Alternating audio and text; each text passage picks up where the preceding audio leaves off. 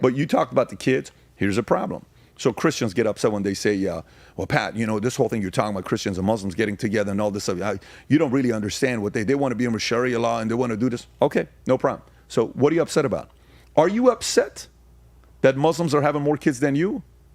Oh, so you don't want to compete? Got it. So you're a scared little Christian. You just want to have 1 or 2 kids. I got you. Stop being a coward and have 6 kids if you can. You go have 8 kids.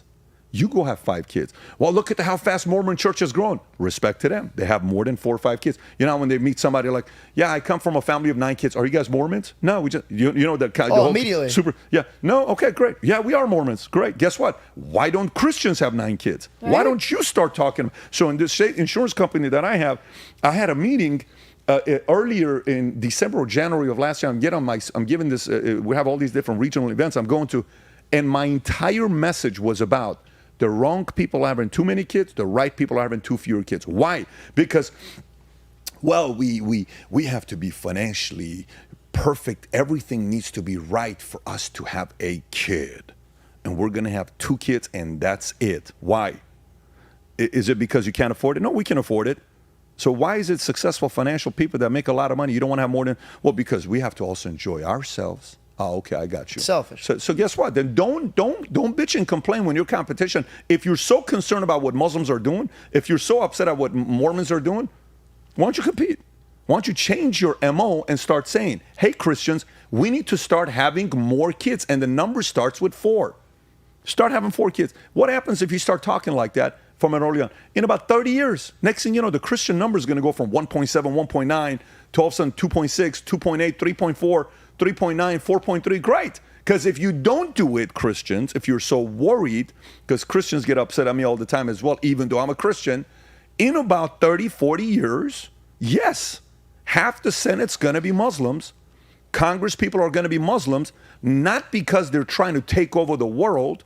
Their job is to baptize, just like your job is to baptize, but you're a coward. You just want to have 2 kids. They understand legacy and protecting their, you know, what they want to do with their faith. They're having 6 kids. So stop complaining. Either do something about it or stop complaining. You have to compete. So this concept is very contradictory, where we're kind of like hypocrites. We're kind of saying this and complaining, and it's like, that's not fair. Look what they're doing. No, it's fair. He reads more than you do. Well, it's not fair that he made $38,000 last month, but I only made $11,000 as a realtor. He runs 42 appointments. You run 19. What do you think is going to happen, brother?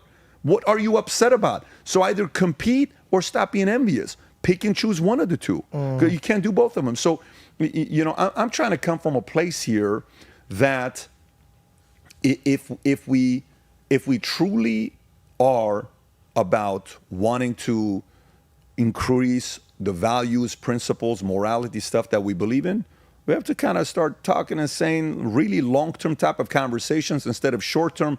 Well, let him do it. That's the problem. Well, nobody wants to think long-term anymore. But guess what? I don't think it takes that many people. I don't think it takes that many people at all. I think it takes one person to light up a world. I think it takes one person to light up a league. I think it takes one Brady to inspire 50 next Bradys that's going to come up with a Mahomes to want to change the game. I think it takes one Mike for everybody to grow up saying, sometimes I dream that he is me. Like Mike, I want to be like Mike. Everybody's the tongue god. You want to be Michael. It takes one Michael. It takes one Billy Graham. It takes one. So one person can give a message of hope and challenge your way of thinking to shift the way you view the world, to say, why am I being such a little pansy? Do something about it. Then when you're privately by yourself and you hear certain conversations and you're like, oh man, this was a heavy message, dude. I didn't want to freaking hear this.